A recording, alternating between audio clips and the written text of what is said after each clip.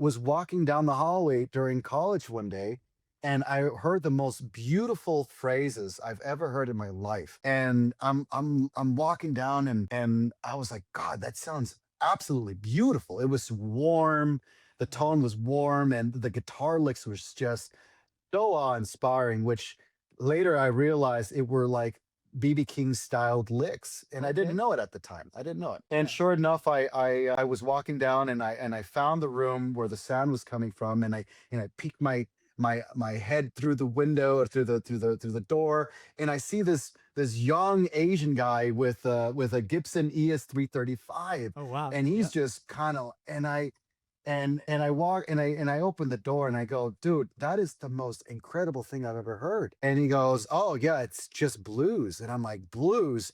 I gotta learn what this blues stuff is all about. And so he Yeah. was just telling me about, BB King, and Walter Trout, and Stevie Ray Vaughan, and all these incredible blues players who at the time I didn't know who were at the time. I didn't know who these guys were. Oh, And wow. so he was like, dude, just listen to these records. And he was giving me all these artists and records to listen to.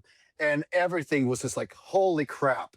All right, I gotta step away from the metal music for the time being, and I gotta see what this other style of music was all about. Yeah. And so I was constantly just listening to these new records. And at that moment, I'm like, there's so much music out there that I've never even discovered. And even as we know, there's so much music out there that even today we still haven't discovered yet. Oh, And yeah. it's just incredible. Yeah.